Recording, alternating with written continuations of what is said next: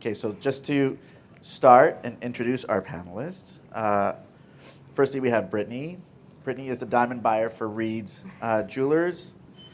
I hope everyone is familiar with Reed's. Founded in 1946. With one store, Reed's today is one of the largest family-owned jewelry chains in the United States, with 61 stores in 13 states. So thank you very much, Brittney, for joining us. Secondly, we have Lucian Lee, owner of Hale's Jewelers in Greenville, South Carolina. Hale's has a legacy, I couldn't believe this, Lucian, of 150 years. Don't I look it? Thank you very much, Lucian, for being here. And then we have Josh Kaufman, CEO of Martin Flyer. Founded in 1945, Martin Flyer is now a third generation. CEO Josh is recognized as one of the leading bridal designers in the United States. You like that plug, Josh? Sounds good.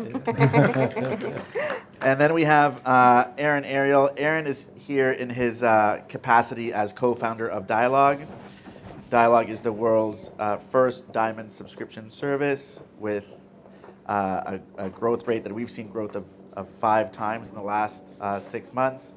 Aaron is also the founder of Clara Diamond Solutions, which was recently sold to Lucara in 2018. So thank you very much, Aaron, for being on our panel. Now I have my questions set out, and my first question was actually to Lucian, but being chivalrous, I'm going to ask it to Brittney, Lucian. So your question is number 2. Oh, okay. Brittney, what is the lesson you learned during COVID? What is the lesson Reed's has learned during COVID? And as a follow-up, what is something that you have started doing at Reed's differently during COVID that you're going to continue past the pandemic? Sure. So I think the first lesson is that people are the most important part of our business by a landslide. We can't do our business without the people who work on the front lines, that work right behind the counter. We can't do our business without people that pack our boxes, that run our e-commerce site, that open our doors every single day. That was number 1. So taking care of them was by far the most important thing. And I hope that's something that we continue to do. First off, is continue to take care of our people like we always have, but to take an even extra care of them than we maybe have in the past. That would be number 1. And then number 2 is truly embodying omni-channel. Omni-channel does not mean that e-commerce lives in one side of the world and our stores live in the other side of the world. It means that they work together copacetically, that we do things to encourage customers to make their lives easier, whether it's BOPIS, such as buy online, pick up in store, or it is simply that we have an e-commerce order and we have our store people box it and ship it out, that we write a thank you note from our store people, that we tell them to come visit our stores from an e-commerce order because they need to get their ring sized or they need to get their ring cleaned. I think that those are all really important things, is to really embody omni-channel and to really cultivate that kind of customer that we maybe we haven't reached it before. So yeah. That's super interesting. I know, Josh, you didn't get that question, but from a jewelry manufacturing perspective, what would you say has been a difference in the way that you do business in COVID and now going out? I think it actually made it a little bit easier. I mean, a lot of our business is special order communication with our customers on a day-to-day basis on the phone, analyzing their inventory through Big and doing proposals and just touching our customers every day, seeing what they need and what they want. And I think we were just able to really do that without traveling and just managing our customers' inventories and their business on a day-to-day, just like we would normally do, without having to be on the road. So, technology today, I can talk to anyone through FaceTime, Zoom. I don't necessarily need to be in your store. You can see everything that I'm doing, and you can see it online. You can talk to me, and you understand what my product is. So it was pretty easy to control, to be honest. Yeah. Lucian? I think integrating what you were saying into the world that we live, but also I think it was a great opportunity for just people who work in the store to learn that you can sell a diamond on the phone. You can interact with people in a completely different manner. So I think the biggest thing we learned was that we can function, we can do it well, even when we can't see people face to face. Continuing with you, Lucian, what do you think that the biggest challenge right now in our industry is? Well, I think off-the-cuff answer is staffing. I think it's become more, look, it is a wonderful time to be in the tour business. Amen? Amen? Amen? I mean, if you think about it, our competition is they can't go on a trip. They can't get a car. You remodel your kitchen and it takes 15 months to get the refrigerator. Well, what we do is provide a luxury item. It's just a great time to be in the, and we watched that do that. But I think as we've grown and all of us, our wallets are thicker. I mean, we're in really good position. And I think the challenge is twofold. Staffing is the first thing. I mean, it obviously is a challenge. It's a challenge in this hotel. It's a challenge everywhere. But then I think the other thing is managing what our expectations going in the future. I'm incredibly optimistic. I've been doing this not quite the 165 years, but for about 50 of it. I just did my 49th Christmas in this. That's crazy, but I did. And the truth is that I remember my first house, 14% was, and I was happy to get it, to get the mortgage on my. So we've lived in worlds like, we lived through 2008 and we survived. So I'm very optimistic, but I think the challenges of things like cash flow and all those things that exist, whether you're Reed's or whether you're a small single store operation like ours, all those things still are a challenge. I think it's really important. I think one of the things that the industry has done is come up with ideas to help us continue to do that. I'm going to weave a little dialogue in there. That's kind of what that's about. So I think the biggest challenge is continuing to be optimistic, continuing to maintain our expectations, and to continue to fulfill what expectations consumers have for us. Look, we got a great opportunity to continue to grow. There's no reason that we shouldn't do that. So I think the challenge is staffing and maintaining and managing our expectations. So, and maintaining the expectation of our clients to continue to provide that omni-channel, that service. All those things are part of what we face. And look, it's no better time to do what we do. Just continue to do it better and better. My question is to you. What are the trends that you'd like to capitalize on in 2022? And what trends do you think have expired? You know, give us your biggest winners and losers. I don't know if anything's expired, but trends I want to capitalize on is continuing to do more business. Everyone had a... Thanks, Josh. How's that? Mic drop. I think that everyone had a really good year, as we know, and I think one of the reasons why we all had good years is we sold, if not more, we sold bigger. We sold more expensive. And so one of the trends that I see is my customers, now that they sold bigger and more expensive, their friends saw what they bought and they want to go to the store that they got it from. And so making sure that you actually have the bigger that you sold before and reinvesting in the bigger and knowing that that bigger is still going to be sold because that's still what the customer is looking for. I think that's a good trend for 2022 that we can all focus on.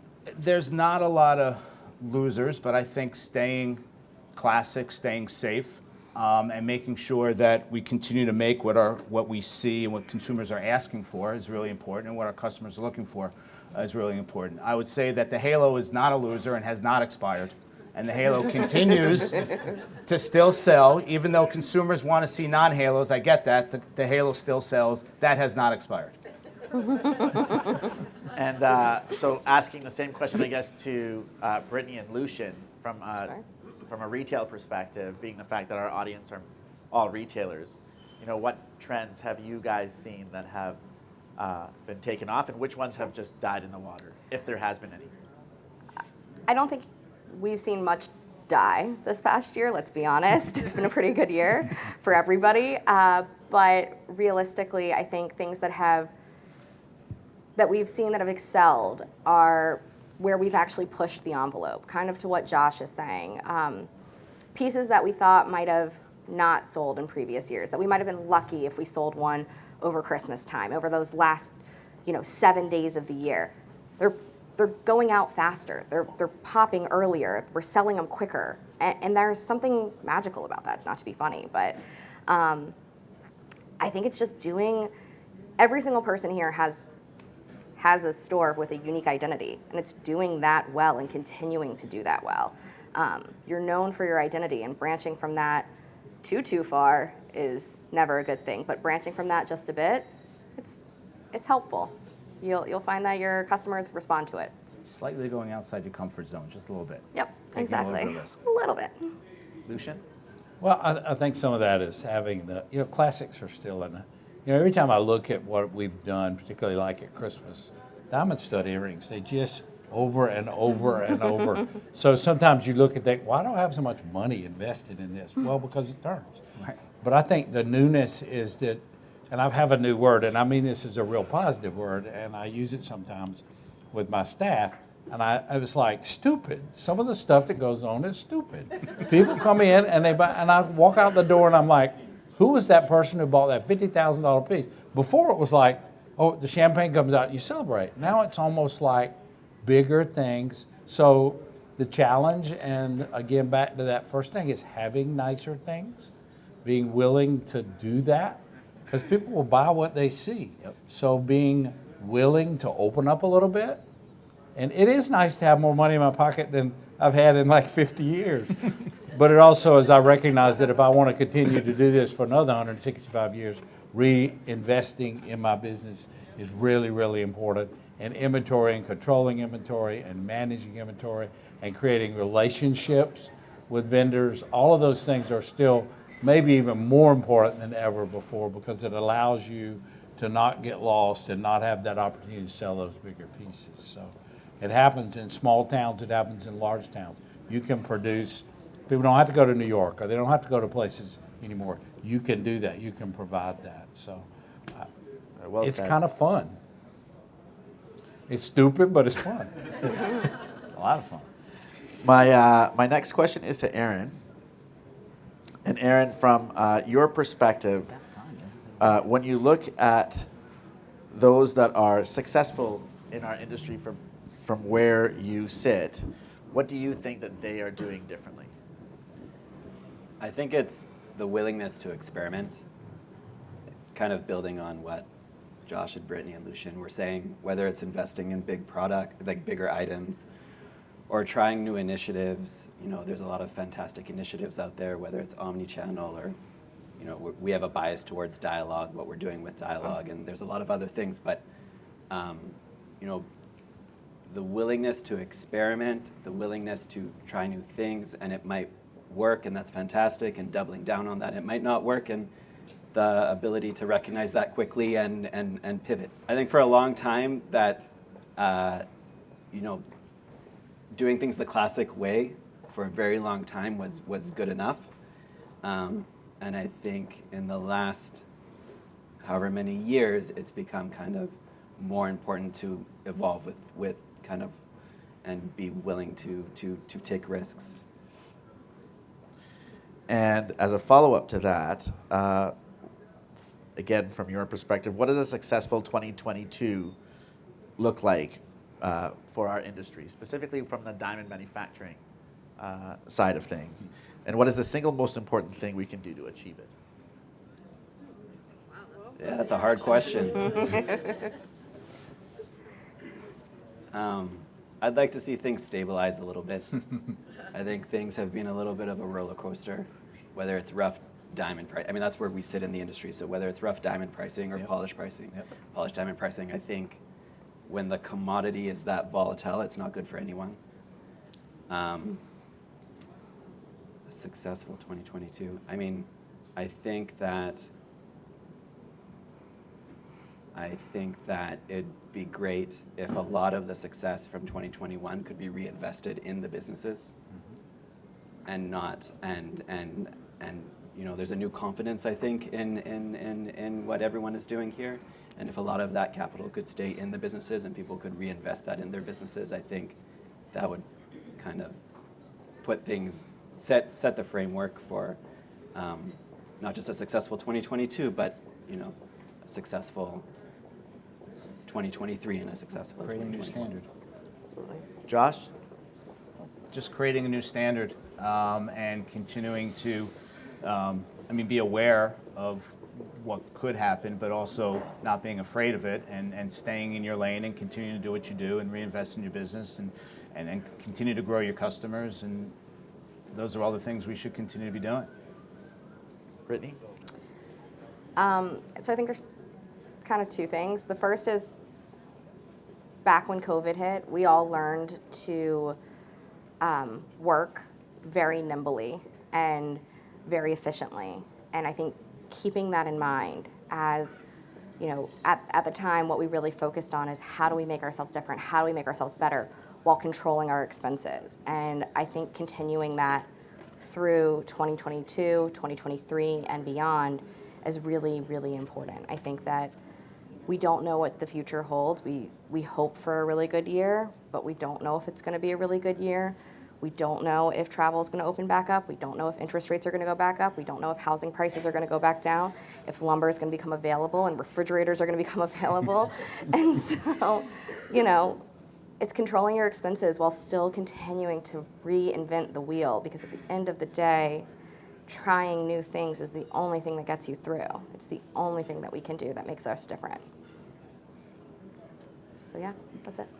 So I think that our main objective was also to create a Q&A as well, and just to open it up to some conversations around here. So I welcome any sort of questions that are around the tables to any one of our panelists. Traditional advertising? Digital advertising. Digital advertising. Well, the only thing I would say about that, it's still where we live. It's the newness of digital advertising. If you look at firms like Rolex and other vendors that you use who are more and more omni-channels, multiple channels, who we are, building brands, that still is an important part of what we do. And I go back to a book that I read a long time ago that was written by an advertising executive probably in the 60s and 70s. And the question he was answering is, why does McDonald's, Coca-Cola continue to spend so much money advertising, digital, whatever it is? Because they're protecting their brand. You built a brand in your world, and it's still about, and all of a sudden there's a new generation who look at things completely different. So if you ignore it to your peril. So I think it's still important that you do it, that you omni-channel, that you advertise, that you promote, and you can do it in all kind of different ways to every place people exist. What percentage roughly of all your advertising budget is your digital, and what is the most successful form of digital marketing that you think you have going on? Wow, good question. It's probably about 50-50 today.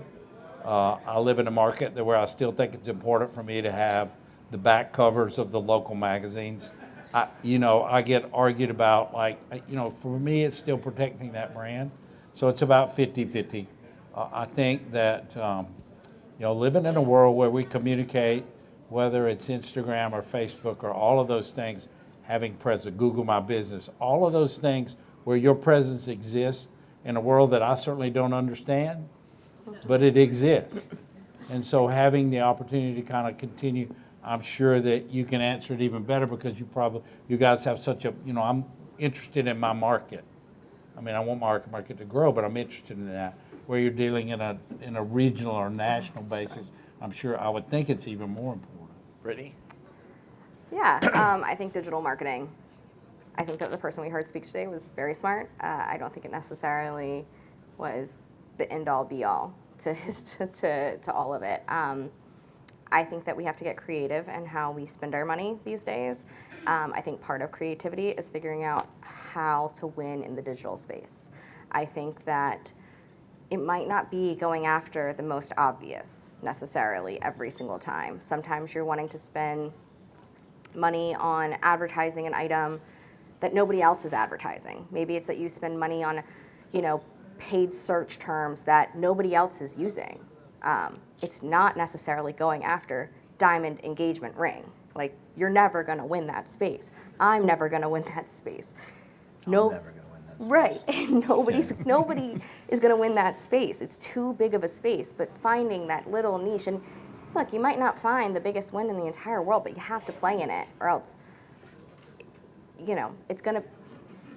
it's an important part of your business to play in, is my simple point. But it's not everything. But it's not everything, exactly. Should be a piece. Exactly, 100%. I have a follow-up question to Josh. We have traditionally always had reps on the road, and you're out seeing people coming into stores. Do you feel that after COVID there's a change and a difference in dynamic in how we reach our customers? Absolutely, I do. And a lot of retailers didn't want the reps in the stores for a lot of different reasons. But I do believe that you still need to be in your customers' stores. I think you still need to be working with their salespeople. You need to continue to build your relationship now, and you need to continue to add value. Now the question is, how do you build that relationship and add value? It could be working with the sales staff. It could be seeing the store and being able to analyze where there's some white space. But it also could be having a conversation on the phone and talking about opportunities. So it's not all just having to have reps out on the road. I don't think that model works. I think it's a hybrid of having relationships with your customers, using the shows to meet new customers, and then figuring out how to add value, if that means adding reps and bringing reps into the stores, or sending in people from the office to the stores, or having Zooms. But I think it's a combination of everything. And as a follow-up to that, Aaron, from a diamond supply perspective, do you think that the role has changed through COVID? The role of what? The role of delivering diamonds. I think that things have standardized. I think that things have, in terms of the midstream, kind of cleaned up a little bit. And it's a lot more of a standardized process. Diamonds through the midstream to the retailers, which I think is healthy for everyone. There's less kind of wheeling and dealing, and Is there a difference in expectations, is my question? I mean, diamonds through the midstream right now is tough. There's a shortage of supply. There's a lot of call stone business, and prices are, kind of a little bit uncertain, going up in a little bit of an uncertain way. And so I think that it's definitely a little bit of a confusing time. And I think, from where we're sitting in the supply chain, I think it's just important that we offer kind of the best possible, simplest experience for the retailer as possible, so that the product can be delivered as efficiently as possible to their end customer. And so that's where our focus is, but I'm not so sure that that's changed with the times. I think that Colleen has a question. Do you see any? Can you speak louder? Oh, do you see any issues with the supply chain? Could you speak to, as far as rough to polish, and what you see those challenges might be for 2022? it's a totally new time for both. I mean, in the past, Can you speak louder, Aaron? in the past, every few years, there has been a rough bubble that has gone, and the polish prices didn't necessarily follow. And so it was an unsustainable price on the rough side that eventually collapsed because polish prices didn't follow. I mean, in my experience in the industry. In this moment, polish prices have actually gone up commensurate with rough. And so I don't know if anyone really knows like what's going to happen. I know that there is certainly a shortage in supply of rough, and there is certainly a shortage in supply of polished. And that, I think, is going to maintain whatever is going on currently for the short to medium term. I think that in just the last month, the rough market has gotten a little bit frothy, and that's not good for anyone. But the polish prices seem to be I mean, the polished prices seem to more or less be tracking the rough. And so I think it's a new time for everyone. I don't think we know exactly how much the supply shortage is and how long it's going to last and how much it's caused by shipping lanes that are slowed down and factories that can't, have staff that are, we have a factory in Vietnam. 30% of the factory right now has COVID and can't come to work. And so that slows down production and increases the inventory in Vietnam.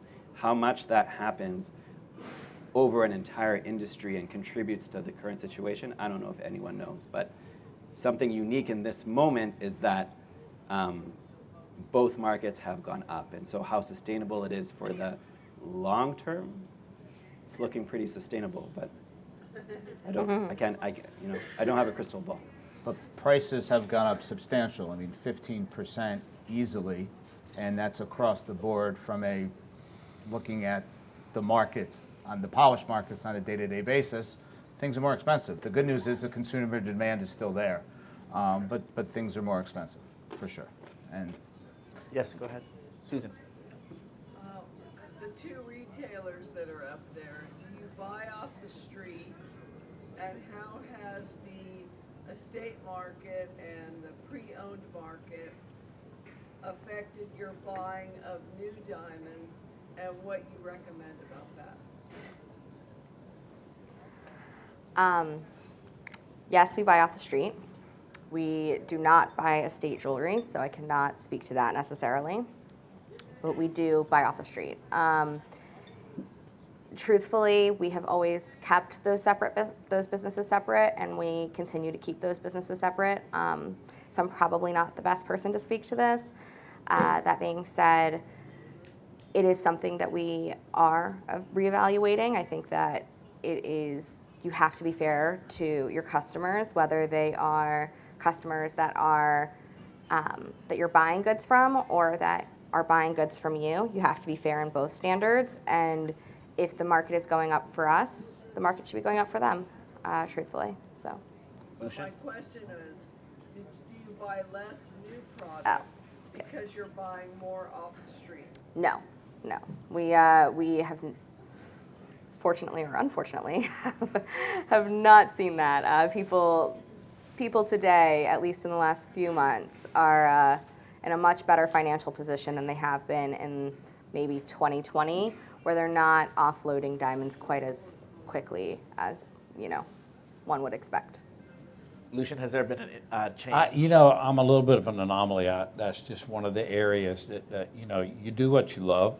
I don't really work. I get an opportunity to go do what I love every day. But from the estate perspective, I think you have a love for it. And I just never developed that. And then in terms of buying off the street, we help people, but it's not a way with which we acquire inventory. It's just a choice I made a long time ago. It makes my life and relationship with clients that purchase something. It's just me. I realize that I have lots of my buddies think I'm stupid because I was not out buying. use that word again. That's stupid, I remember. That I was Stupid not is a huge reoccurring gold- word with you. I know. Well, maybe I am. But the bottom line is I didn't buy a lot of gold. It was just a business decision that was made about how I wanted to do things. So no, I mean, we're not buying so much off the street that becomes inventory. Does it happen occasionally because of circumstances? Yeah, but it's not a mode of how we operate. I got friends who do it and do it incredibly well. It's just not what I enjoy doing, so I don't. I'm sorry, I didn't really have an answer, but Jim, this question I'm going to ask you specifically. Do you have any questions for the panel at all? Yeah, I'm going to put you under the hot seat. Well, when Aaron spoke about polished prices or have followed rough prices this time, I think for retailers in the room, like this is the first time in my life that I'm not afraid to raise prices. We're raising our prices and our customers are paying them. So. Which only contributes to the sustainability of the current situation. Yeah. If the margin is flowing through the entire supply chain, all the way to the consumer, that only creates more confidence in the current pricing. And it's not just in our industry, it's in every industry, right? So every industry is raising prices. You're seeing prices being raised across the board. and it's just part of what's happening right now. So, But I'm not sure there was a question in there yet. Yeah. Just an observation. Well, let me switch gears and ask about dialogue specifically. Okay. We brought dialogue into our company in September, and we're having, I call it modest success. And I wonder if I picked the right strategy at the beginning. We looked at our inventory and built the phones and increased supply in areas where we thought we would, be strong. And I'd love to hear your thoughts on strategy. I mean, the thesis in dialogue is, if you look at the inventory on hand and you look at the 12-month sales, dialogue can try and have an incredible turnover at retail. And because there's no such thing as aged inventory, trends are cyclical. And when trends change on you, which would normally kind of result in aged inventory, you can always come back to dialogue, and dialogue can stay up with that trend. Within the program, I think the retailers that are the most successful with it kind of are constantly engaged with the program, and the highest turn we see in dialogue, not just for one account, but I'd say for the best accounts, is a 2.5 turn of product, which is a fantastic turn of loose diamonds at retail. I think that, I think performance of even substantially less than that would still be a fantastic result. I think that it's about really getting into the details of what the gap is between achieving that performance and what you are currently doing. And there's a number of reasons that could be. It could be that the store is still relying on call. It could be that, lab grown has taken off in the last 24 months, and the last 12 months of sales doesn't necessarily forecast properly the next 12 months of sales because there's been a change in product. It could be a number of reasons. And so I think that, I don't think dialogue is the end-all be-all, but I certainly think that it can help any retailer kind of optimize their ROIC in terms of their return on invested capital, in terms of their investment in diamond inventory. And I think that it's all in the details of kind of what your objective is and the gap between what you're currently doing in dialogue, and kind of really trying to dig deep into what is causing that gap. I think maybe Lucian, Yes. you can speak a little bit to it because you have fairly good success with dialogue. Yeah, I think adapting a philosophy where you understand what dialogue really is, which is allowing you to have inventory that you might not necessarily go and buy, but you know that it's going to produce. We're fortunate enough to have, I'm kind of an empowering, my management style is to empower my salespeople to create the relationships, to know what they want. They know what their clients are going to want. So including that, having a relationship with the vendor who helps us control what that is. So it's a constant monitoring of what you have, what you sold. From a staffing standpoint, we're pretty fortunate that Jessica lives in my hometown, so she's close. So she helps us do that. But the reality is, the strategy is to make sure you have the things that you know are selling on a consistent basis. And you do that by understanding from your staff what you really need. It's really easy to go in and say, well, I should have this many of this and this many of that. But the reality, if they're selling something different, it's just really important communication from within, and then communicating with them and utilizing that service. It's an incredible service. It's been great for us. It has made us the black label brand of, I have staff who bought into that concept. And when you put it in front of somebody, a stone that's incredibly well cut, even when you're comparing it with something else, it just pops and it sells. It doesn't matter whether it's this color or that. It's just beautiful. And getting a staff that believes in that and buys into that, and then making sure that they're involved with the inventory side of it. Because it's easy for me to say, okay, I think I need this, this, and this. But the reality is engaging on a regular basis with that makes what they do help us in incredibly, it helps us with my cash flow, it helps us, I mean, basically, the fee services for having the inventory, if you do this right, you'll never pay it. You can use his money. I mean, and they want you to do that. That's what they do. They're selling polished, finished goods. If it's managed the right way and it's integrated in, and I'm fortunate that I have a staff that's pretty proficient at knowing what they want, what they're going to sell, and engage in them. So that's our strategy, and to date, it's been pretty successful. Any questions from the audience? Yes, sir, go ahead. I'd like to ask the retailers, let's assume that someday COVID begins to subside. When will it happen? How will the drop in the stock market affect it? How do you expect to anticipate how far back to earlier sales numbers you might go? I think we all need to have another drink before we answer that. Well, COVID's going to end next Tuesday. It's over.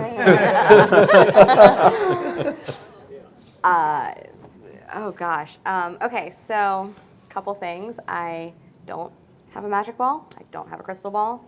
So I cannot tell you when COVID is going to end. I cannot tell you when the stock market is going to drop. I cannot tell you when interest rates are going to go up. All I can tell you is that it's probably going to happen at some point. And quite frankly, I think that the best thing that we can do is constantly be moving forward and constantly be trying to beat last year. We're all in this business for a reason. We're all competitive. Let's be honest. We're competitive with ourselves. We want to beat last year's numbers. We want to do better. That's our goal. And you know what? We love what we do, and that's the other side of it. So I think that we can constantly try to do better, but as long as you're profitable, you can fall as far back as you need to, as long as you're profitable. So the best thing you can do is, like I said before, is control your expenses. Keep that tight dial on your expenses. You know, if you don't need to take that extra buying trip, if you don't need to have that extra staff person, if you don't need something, that extra, I mean, I'm even talking something as simple as like, if you don't need that extra stack of paper and you can go paperless on something, do it.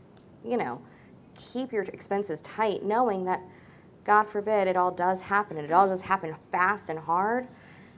You're gonna be okay. You're gonna break even, and that's what matters. It's great. Stupid, but because I'm going to use two words that really don't. Optimism. I think it's really important that we stay optimistic, but I also think it's really important that we stay realistic. We stay realistic with what we expect out of ourselves. But I'm incredibly optimistic. We've learned to live in a unique time when we've dealt with the craziness of all the things that this virus has created, and yet here we are at this moment in time. I doubt that any one of us would say, I would take 2022 to be exactly like 2021. I'm going to be very happy. I'd love to beat it, but I'd be pretty happy. Absolutely. So I think I think optimism is really important in what we do, because people pick up on who we are and how we feel. But I also think being realistic. Sorry, that was stupid to pick those two things to work together. But I think both of them are really important.